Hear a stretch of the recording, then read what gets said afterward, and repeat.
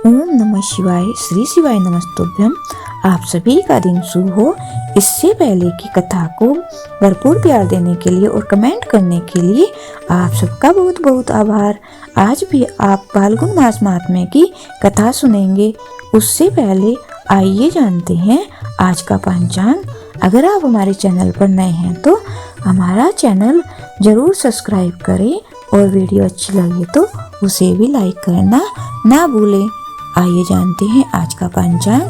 आज 11 फरवरी 2026 बुधवार का दिन है और फाल्गुन मास कृष्ण पक्ष की नवमी तिथि है। आज सूर्योदय होगा सुबह 7:05 पर, सूर्यास्त होगा शाम 6:16 पर। अशुभ काल राहु काल दोपहर 12:41 से दोपहर 2:04 तक रहेगा। शुभ काल अमृत काल सुबह 3:50 से सुबह 5:38 तक रहेगा। ब्रह्म मुहूर्त रहेगा सुबह 5:28 से सुबह 6:16 तक। आइए अब सुनते हैं आज का अध्याय। स्कंद भगवान बोले, हे महेश्वर, जहाँ आपके हाथ से कपाल गिरा है कृपया उस तीर्थ का माहात्म्य भी बताइए। तब भगवान शिव कहने लगे कि वत्स, वह स्थान अत्यंत गोपनीय तीर्थ है। देवता और असुर सभी वहाँ मस्तक झुकाते हैं। ब्रह्मत्यारा मनुष्य भी स्नान करने मात्र से ही शुद्ध हो जाता है। पाप मोचन कपाल तीर्थ में 5 तीर्थ हैं। उनमें किया हुआ स्नान, तप और दान सब अक्षय होता है। वह विधि पूर्वक पिंडदान देकर पितरों को नरक से उद्धार करे, यह तीर्थ कहा गया है। वहाँ तिल से तर्पण करने पर पितृ उत्तम स्वर्गलोक को जाते हैं। जो मनुष्य एकाग्रचित होकर स्थिरता पूर्वक वहाँ एक दिन और एक रात जप में लगा रहता है, उसके महान मनोरथ की सिद्धि तत्काल काल ही हो जाती है। स्कंद जी ने पूछा, पिताजी, ब्रह्म तीर्थ कहाँ है और उसका कैसा फल बताया गया है? तब भगवान शिव कहने लगे कि एक समय भगवान विष्णु की नाभि से निकले हुए कमल पर प्रजापति ब्रह्मा जी विराजमान थे। उसी समय मधु और केटभ नामक दैत्य ब्रह्मा जी से वेदों को चुराकर चल दिए। तब ब्रह्मा जी ने भगवान विष्णु के द्वारा प्रतीत बद्री तीर्थ में आकर उन्हें प्रणाम किया और उन सनातन भगवान की स्तुति की। तब भगवान श्री हरि हे ग्रीव अवतार धारण करके एक कुंड से प्रकट हुए। उनके हाथों में शंख चक्र गदा आदि आयुध शोभा पा रहे थे। उनकी कमर में पीताम्बर सुशोभित था। श्री अंगों की कांति श्वेत। वे 4 भुजाधारी भगवान हैं। ग्रीव दर्प पूर्ण दृष्टि से सबोर देख रही थी। उनका स्वरूप अद्भुत था और नेत्रों से कठोरता प्रकट हो रही थी। उनकी गर्दन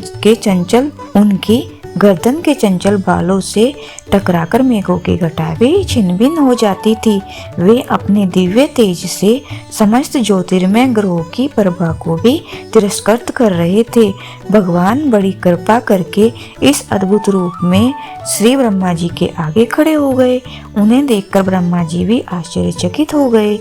उनके नेत्रों में प्रसन्नता छा गई और वे प्रणाम करके भगवान की स्तुति करने लगे। जब श्री ब्रह्मा जी ने विष्णु की स्तुति की तब वे शीघ्र ही वहां गए और उन दोनों दैत्यों को बांधकर उन्होंने लीला पूर्वक उन्हें मार डाला। जिसके बाद वेदों को लेकर वे ब्रह्मा जी के समीप आए और ब्रह्मा जी को देखकर स्वरूप में स्थिर हो गए। तब ब्रह्मा जी द्वारा प्रकट किया हुआ वह तीर्थ तीनों लोकों में ब्रह्मकुंड के नाम से विख्यात हुआ। उनके दर्शन मात्र से ही महापातकी मनुष्य भी पाप रहित होकर तत्काल ही ब्रह्मलोक में चले जाते हैं। जो लोग स्नान और व्रत किया करते हैं वे ब्रह्मलोक को भी लांघकर विष्णु लोक में जाते हैं। स्कंद जी ने पूछा, फिर वेदों को पाकर ब्रह्मा जी ने क्या किया? महादेव तब ब्रह्मा जी कहने लगे कि वत्स, बद्री का आश्रम तीर्थ देखकर चारों वेद ब्रह्मा जी के साथ जाना ही नहीं चाहते थे। तब सिद्धों के समझाने पर वेदों ने 2 स्वरूप धारण किए। द्रव रूप से तो बद्रिकाश्रम तीर्थ में रह गए और ज्ञान रूप से श्री ब्रह्मा जी के साथ चले गए। तब ब्रह्मा जी ने वेदों के अनुसार विधि पूर्वक तीनों लोकों की रचना की। श्री सूत जी कहते हैं कि मुनिवर प्राचीन काल में पांडव देश में शंकर नाम के प्रसिद्ध एक राजा हुआ करते थे। वह बड़े ब्राह्मण, सत्य प्रतीक और यज्ञनिष्ठ तथा धर्मात्मा थे। चारों वर्णों और आश्रमों का धर्म पूर्वक पालन किया करते थे। वे भगवान विष्णु और शिव जी के समान रूप से उपासक थे। महात्मा ब्राह्मणों को बड़े बड़े दान देते थे। एक दिन बुद्धिमान राजा शंकर शिकार खेलने के लिए तपोवन में गए और वहां दुर्गम और रमणीय प्रदेशों, पर्वतों और गुफाओं में घूमने लगे। वन के एक भाव में व्याघ्र चर्मधारी, शांत, जितेंद्रिय और मन को वश में रखने वाले एक मुनि गुफा के भी भीतर निवास करते थे। राजा ने उन्हें दूर से देखा तो व्याघ्र ही समझा और बड़ी तेजी से झुकी हुई घाट वाले बाण का प्रहार करके उन्हें मार डाला। राजा के उस बाण ने पति के पास बैठी हुई पतिव्रता मुनि पत्नी को भी मार डाला।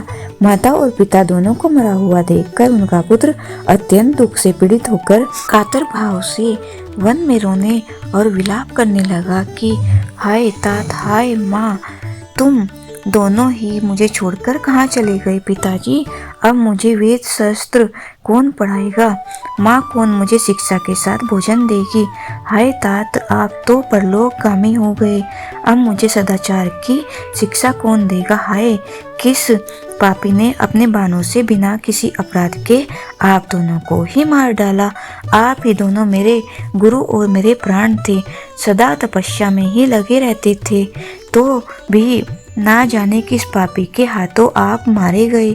इस प्रकार ऐसा कहकर उन दोनों दंपत्ति का पुत्र फूट फूट कर रोने लगा। उसका रोना सुनकर वन में विचरण करने वाले राजा शंकर तुरंत ही उससे शब्द की ओर लक्ष्य करके उस गुफा के पास जा पहुंचे। उस वन में रहने वाले मुनि भी इतना कोलाहल सुनकर, बालक का रोना सुनकर उसी आश्रम पर एकत्रित हो गए। मुनियों ने बाण से भरे हुए मुनि और उसकी पत्नी को देखा। पास में ही धनुष धारण किए हुए राजा शंकर पर भी उन्होंने नजर डाली तथा माता पिता के लिए विलाप करते हुए उस मुनि कुमार को भी देखा। उसे देखकर वे अत्यंत व्याकुल हो उठे और रो मत, ऐसा कहते हुए उस कातर बालक को धीरज बनाने लगे। मुनि कहने लगे, बेटा, धनी, दरिद्र, मूर्ख, पंडित, मोटे अथवा पतले, सभी जीवों के प्रति यमराज का समान बर्ताव होता है। कोई वन में रहता हो या नगर में या गांव में, पर्वत पर रहता हो या दूसरे किसी स्थान में, सभी जंतुओं को एक दिन मृत्यु के वश में जाना ही होता है। वत्स, गर्भ में रहने वाले, जन्म ग्रहण कर चूकने वाले, बालक, जवान और बड़े बूढ़े, सभी जीवों को यमलोक की यात्रा अवश्य करनी पड़ती है। ब्रह्मचारी, गृहस्थ, वानप्रस्थ और सन्यासी, सबको समय आने पर यह शरीर त्यागना होता है। महामते, द्विज, पुत्र, ब्राह्मण, क्षत्रिय, वैश्य, शूद्र और वर्ण, शंकर, सबको एक दिन यमलोक जाना होता है। देवता, मुनि, यक्ष, गंधर्व, नाग, राक्षस तथा अन्य सब प्राणी भी नाश को प्राप्त होते हैं। इसलिए तुम्हें शोक नहीं करना चाहिए। अद्वितीय सच्चिदानंद स्वरूप जो उपनिषद प्रतिपादित ब्रह्मा है, उनका जन्म, मरण और वृद्धि को प्राप्त होना नहीं बनता। यह 9 द्वारों वाला शरीर मलमूत्र का भांड है, बीप और रक्त का घर है, पानी के बुलबुलों के समान यह क्षण भंगुर है और इसमें कीड़ों का ढेर अर्थात कीटाणुओं का समुदाय भरा हुआ है। काम, क्रोध, मैन, द्रोह, मोह और मांस का एकमात्र कारण ये शरीर ही है। इसलिए तुम अपने माता और पिता के लिए शोक मत करो। वे दोनों अपने कर्मवश इस शरीर को, इस घर को छोड़कर कहीं चले गए हैं। तुम अपने क्रमवश इस भूतल पर वर्तमान हो। जब तुम्हारे प्रारंभ कर्म का अक्षय होगा तब तुम भी मर जाओगे। तब तुम उनके लिए शोक क्यों कर रहे हो? क्या मरने वाला प्रेत मरे हुए प्रेत के लिए शोक करे? तुम्हारी माता और पिता जब उत्पन्न हुए थे उस समय तो तुम्हारा जन्म भी नहीं हुआ था, इसलिए तुमसे उनकी गति भिन्न है। तुम्हारी और उनकी समान गति होती तो तुम भी तो उन्हीं के साथ चले जाते।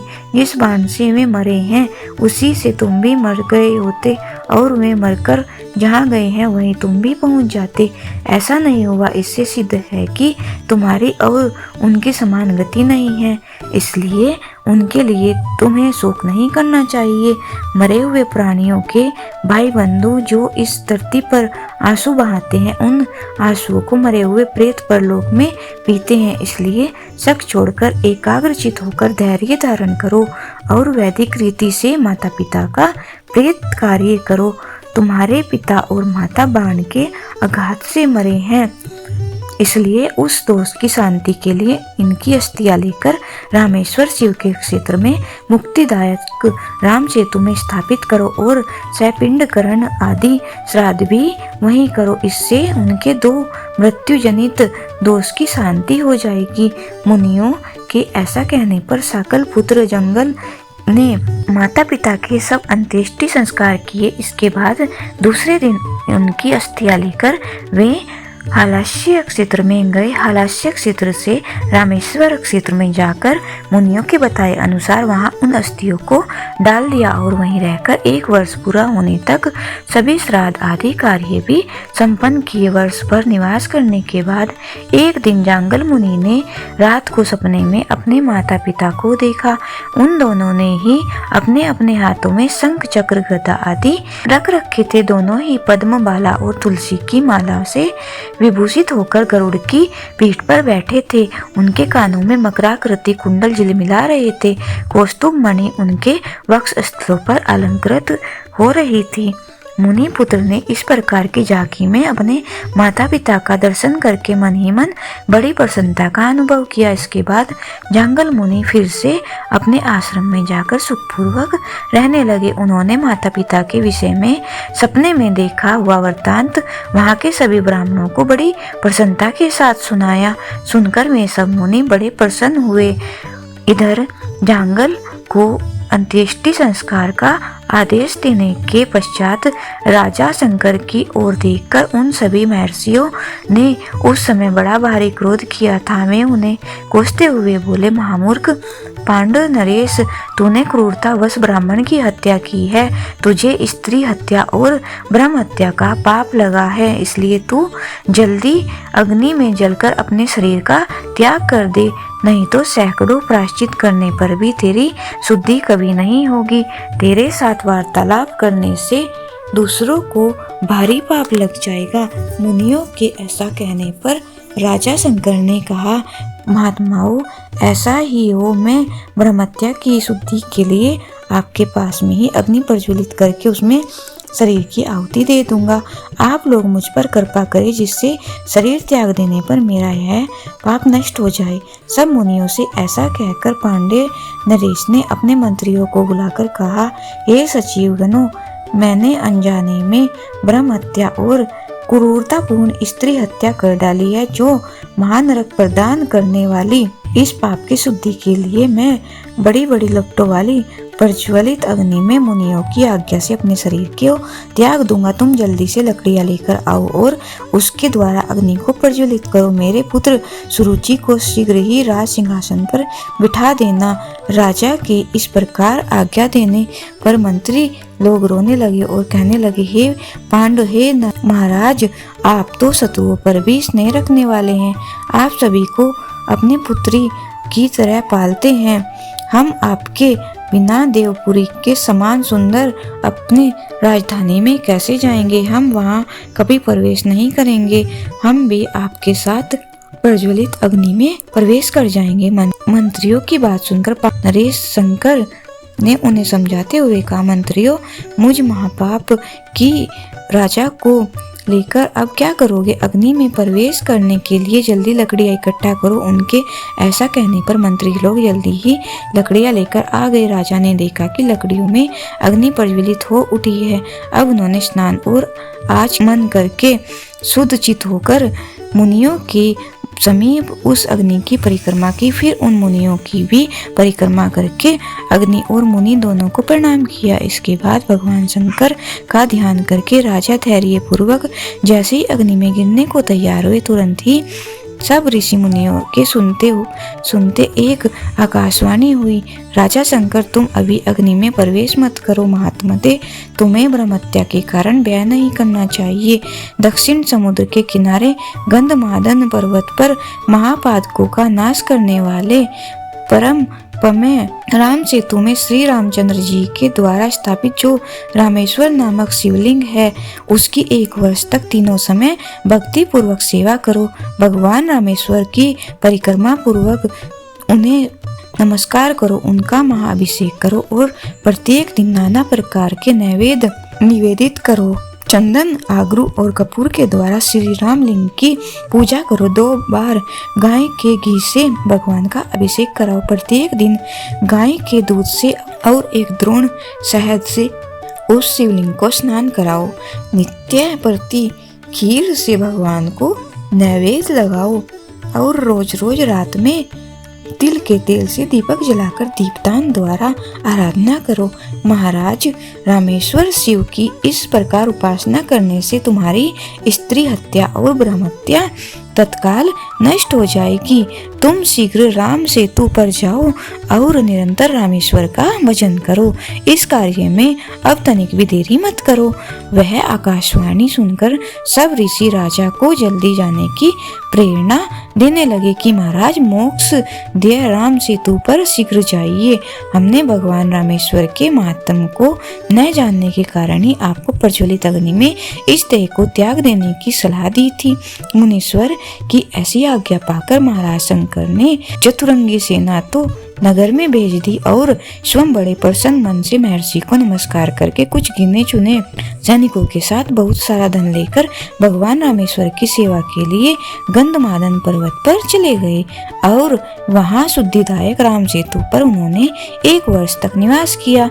राजा एक समय भोजन किया करते और क्रोध तथा इंद्रिय समूह को अपने वश में रखा करते। वे तीनों समय भक्ति पूर्वक भगवान रामेश्वर की सेवा करते हुए उन्हें प्रत्येक दिन 10 बार धन भेंट करते। उन्होंने नित्य प्रति भगवान रामेश्वर की महापूजा करवाई। हर दिन धनुष कोटि में भक्ति पूर्वक स्नान और प्रसन्नता पूर्वक ब्राह्मणों को अन्न दान किया। आकाशवाणी ने जैसा बताया था उसके अनुसार सब पूजन किया। इस प्रकार 1 वर्ष पूरा होने पर राजा शंकर ने संतुष्ट चित्त होकर दया निधान भगवान रामेश्वर का इस प्रकार स्तुति किया कि मैं सबके ईश्वर रुद्र को नमस्कार करता हूँ। रामेश्वर नाम से प्रसिद्ध भगवान उमापति को प्रणाम करता हूँ। हे देव, कृपा मेरी रक्षा कीजिए और मेरी ब्रह्महत्या को शीघ्र जला डालिए। त्रिपुरासुर का नाश करने वाले हे महादेव, आप कालकूट विष को भक्षण करने वाले हैं। हे दया सिंधु, आप मेरी रक्षा कीजिए और मुझे स्त्री हत्या रूपिणी पाप से छुड़ाएं। हे गंगाधर रामनाथ, हे त्रिलोचन प्रभु, आप अपनी कृपा दृष्टि से मेरा पालन कीजिए। हे प्रभु, मेरे सभी पापों का नाश करके आप मुझे शुद्ध बना लीजिए। आप मुझे शुद्धि देने वाले हो, जो आनंद स्वरूप और सच्चिदानंद घन है। उन रामेश्वर शिव को मैं बारंबार नमस्कार करता हूँ। मेरे सभी पाप नष्ट हो जाएं। इस प्रकार रामेश्वर महादेव की भक्ति पूर्वक स्तुति करते हुए राजा शंकर के मुख से अत्यंत भयानक ब्रह्म हत्या निकली, जो नील वस्त्र धारण करने वाली और अत्यंत क्रूर थी। उसके सिर के बाल रक्त की तरह लाल थे। राजा के मुख से निकली हुई उस विभ ब्रह्म हत्या को भगवान शंकर की आज्ञा से भैरव ने त्रिशूल से मार डाला। तब भगवान रामेश्वर ने राजा से कहा, हे पांडव नरेश महाराज, मैं तुम्हारे इस स्रोत से प्रसन्न होकर तुम्हें वर देना चाहता हूँ कि तुम कोई मनवांचित वर मांगो। स्त्री हत्या और ब्रह्म हत्या से जो तुम्हें दोष लगा था वह सब निकल गया। तुम अब शुद्ध हो चुके हो, निष्पाप हो गए हो। पहले की तरह अपने राज्य का पालन करो और राजन, मेरी सेवा करने वाले मनुष्य फिर संसार में जन्म नहीं लेते। वे मेरे सामुज्य मोक्ष को प्राप्त कर लेते हैं। जो मनुष्य इस स्रोत द्वारा भक्ति पूर्वक मेरी स्तुति करेंगे, उनके महापातकों की राशि को मैं अवश्य ही नष्ट कर दूंगा अब तुम इच्छानुसार वर मांगो। तब राजा बोले, हे महेश्वर, मैं तो आपके दर्शन मात्र से ही कृतार्थ हो गया हूँ। इस समय मुझे इससे बढ़कर मांगने योग्य कोई वस्तु ही नहीं प्रतीत होती। आपके दोनों चरण कमलों में मेरी अविचल भक्ति सदा बनी रहे, बस ऐसा आशीर्वाद आप मुझे दीजिए। तब तथास्तु कहकर भगवान रामेश्वर ने राजा पर अनुग्रह किया और वे पुनः उसी शिवलिंग में अंतर्ध्यान हो गए। भगवान रामेश्वर की कृपा प्राप्त करके राजा भी कृतार्थ हो गए और उन्हें प्रणाम करके अपनी पुरी को चले गए। उन्होंने वनवासी मुनियों को यह सारा वृत्तांत बतलाया। तब उन मुनियों ने प्रसन्नचित होकर राजा को पुनः उनके राज्य पर अभिषिक्त किया। इसके बाद तत्काल आने पर राजा ने रामेश्वर शिव का ध्यान करते हुए अपनी देह का त्याग किया और भगवान रामेश्वर के सामुज्य मोक्ष को प्राप्त कर लिया। जय भोलेनाथ। आज के अध्याय में बस इतना ही। इसके आगे की कथा आप सभी आने वाले अध्याय में जरूर सुनिएगा। बोलिए भगवान भोलेनाथ की जय।